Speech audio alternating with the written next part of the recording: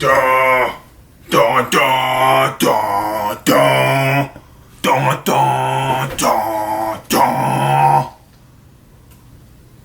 Holy crap. Can't be cursing that much because it's a lot of bleeping out. But holy The Batman just came out. Watched it March 1st because you know I got it good like that. No, I'm just kidding. I got the premium AMC premium sub members. So I got to see it March 1st tonight. And holy my eyes were just gasmed. That movie was a visual masterpiece. It's not a cash grab. Not anything like that. A visual masterpiece. We haven't really had a Batman movie since 2012, okay? The Dark Knight Rises was really pretty much the last Batman movie we've had. We've had Ben Affleck's Batman, Batman vs Superman, Justice League, Snyder Cut, all that kind of BS. We didn't have that's not a real Batman. That is a Batman, but we didn't have a solid, grounded story Batman, okay? This gets green light 3 years ago. Nobody likes Robert Pattinson. He's skinny. He can't work out for the role. This shit. Nobody wants to hear that. I never doubted Robert Pattinson. Twilight boy, indie so-called actor now, the guy that was in fucking Harry Potter. No. I knew this man would do a good job. He's weird, and Bruce Wayne's weird. They were calling him emo Batman, skinny, doesn't work out, all kind of bullshit. I knew he'd be good. And by God, he takes a cake, man. Every single shot in this movie has Batman in it. Generally, every single fucking scene. There isn't one scene that does not have Batman in this movie. It's Batman's movie. In the Dark Knight trilogy, we had, Joker kind of was a centerpiece of the second one. Bane, that was a centerpiece of the third one. I mean, they were Batman's tale, but they weren't his movie. This was his movie. It's his, man. This is a tale of Bruce Wayne, year 2 Batman. A detective mode fucking Bruce Wayne. Okay? This first part is just talking about the movie, no spoilers. You don't got to worry about any of that. There's really nothing to spoil. I mean, it is a Batman film first. Yes, Riddler is the main villain. You have Penguin, Falcone, these kind of underworld, kind of less villains. Let's talk about Colin Farrell's Penguin. I like Colin Farrell. I like his Penguin.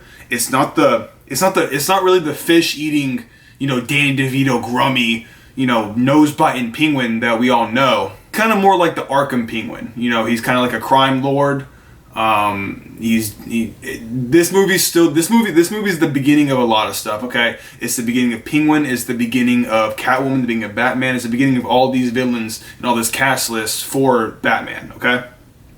But as far as Penguin, Colin Farrell did a fucking major job. He's hilarious, man. He is funny in the movie. I don't know if it's the voice or just seeing him with that nose job. He is hilarious, bro. Amazing. Colin Farrell. They had to put a bunch of prosthetics on him because before they did that, he had like gray hair and he was just Colin Farrell in like a wig. But no, my dad, you can't even tell this was Colin Farrell. He's so fucking good, man. I don't know his name, but the guy from Transformers as Falcone, amazing, man. He's not taking his underwear pants off, showing his Superman wiener or anything like that. He's a good villain. He's menacing. He's a good drug villain. Whenever you think of drug villains, the main thing I think of is just Batman Begins. Batman Begins is literally underworld Batman trying to stop the mob, it's not like these super villains as everybody wants Batman to go up against. It's him just trying to save Gotham. It's him just trying to get rid of the mob, get rid of the corruptness. That's literally the overarching point of the Dark Knight trilogy, and that's literally what this film is about. He's new, he's trying to stop the mob, he's trying to uncorrupt the police. In this movie, everybody's fucking corrupt. Judges are corrupt, DA's corrupt, everybody's gone. It's just him and Gordon, really. Gordon going against the whole damn police force. Gordon. I don't know the actor name. He's the guy from a lot of, he's James Bond guy, a lot of movies, man. He is a fucking great actor, bro. He's good. I don't understand the discrepancy about the race change. It doesn't fucking matter. Jim Gordon's fucking amazing cast. I mean, obviously you still have J.K. Simmons as Jim Gordon, but that's another topic for another discussion. This guy was amazing. He's a good counterpart to Batman. In this movie, Batman has a counterparts and like, again, this movie is all about Batman, but the relationships with Batman are where the scenes take him. His relationship with Alfred, fucking Andy Serkis, man, amazing. His relationship with Alfred, his relationship with Jim Gordon, his relationship with fucking Catwoman, his relationship with the Riddler at the end. I mean, it's just this is a Batman film, guys. It's amazing. Amazing. Number one thing that two things that this movie does better than every other fucking Batman film: the score and the visuals. This movie, there wasn't an ounce of CGI that I could tell was bad. You know, you can take a look at Marvel movies, you can even take a look at fucking DC movies. There's always one point in a movie where you can tell the CGI looks shit. Looks like it's fucking animated faces, all kind of BS, but no. There wasn't one point in this movie where I looked at a scene and I could tell that it was cheap CGI or it was rushed or unfinished CGI. Every single shot in this movie, top tier. You could pause frame every single shot and hang it up in the fucking the Louvre or something, man. I swear to God, every single shot was beautiful. Matt Reeves, amazing filmmaker. They couldn't have picked a better duo. They obviously could have gone the Ben Affleck route and done something else with him, and made him make his own Batman film with him and Deathstroke, whatever. You could have done that, but this was exactly what it needed to be: a noir detective Batman story, and it did it fucking perfectly. I mean, like, I saw it an hour ago, and I'm still in fucking shock at what I watched. It was long. It was 3 hours roughly. It's 3 hours of pure film. There's downtime, but it doesn't really feel like it. Feel like every single second you don't know what the hell's going on. It felt like a crime movie, man. I mean, every single second you're on edge and don't know what the hell's going on. You could turn the corner and Riddler's about to murk somebody. I mean, that's how this movie could be. It did not feel like 3 hours. Usually I got to take a mad piss in 3 hours, but I was so focused on the screen about what was happening in each scene that I didn't even know, man. Zoe Kravitz, bro. I tell you, I went to see this with my girlfriend, my so-called girlfriend, but man, Zoe Kravitz, dropping heartbeat. She's a dime, bro. She got the most to do. She got the most to do out of a Catwoman. I will say that. Anne Hathaway, Halle Berry. Holy shit. Okay, hold on. Come here. What was I saying? Best Catwoman, bro. Yeah, Zoe Kravitz is amazing, man. She has a lot to do. She has a good story with I'm not gonna spoil it, but with one of the mob bosses. She has a good story, a lot of leading stuff to the next future films. But yeah, overall amazing, man. One thing I want to talk about is the gadgets for Batman. We see so much if you think about it, in the old Batman movies, you don't really see a lot of gadgets. You see him use his grapple gun, you see him use a couple stuff, but you don't actually see different individual stuffs that he uses. In this movie, man, you're rolling with the chest piece knife. You're rolling with the energy shot. You're rolling with the grapple gun. You're rolling with the wingsuit. You're rolling with the electric shock. You see a lot of the gadgets that he makes in this movie, like, for the stuff. That's fucking cool. That's what you want to see in a Batman film. You want to see him use his gadgets. You want to see him detective mode. We got detective mode in a fucking contact lens. Amazing. You can see it that's not a spoiler, but man, I'm going to say that this is the best Batman film. This is the best Batman film ever. It's not the best overall film, but as a solely Batman story of him doing his own thing, establishing a Batman world, establishing a Batman, this is the best Batman film ever. Dark Knight, I think, is still a better film overall, but this is the best Batman film ever. Robert Pattinson, man, if they're gonna make 3 movies out of this and do whatever else they're gonna do, they nailed it on the head. They nailed it on the head. He comes off as angry, depressing. He comes off as pissed off at the world. That's how Batman is year 2. His family died. He's still on his vengeance path. But then you get that realization.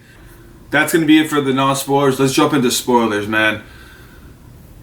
Paul Dano's Riddler. Fucking insane, bro. I'm so glad they went with Riddler. Somebody told me, Riddler's such a weird character to go with. Why would you go with Riddler? Like, why would you do that? He's kind of a side villain. No, fucking Riddler was amazing, man. They don't have to throw around big names yet. Two-Face, fucking Ra's al Ghul. They don't have to Scarecrow. They don't have to throw all those names out yet, man. Riddler was a perfect opening villain.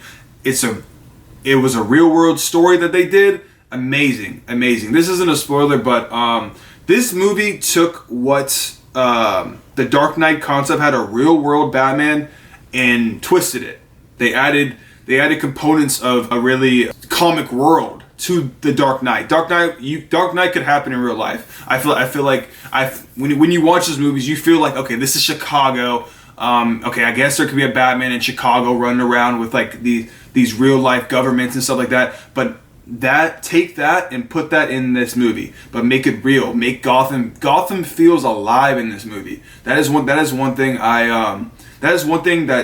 that most people don't recognize from Batman. Gotham has to feel real.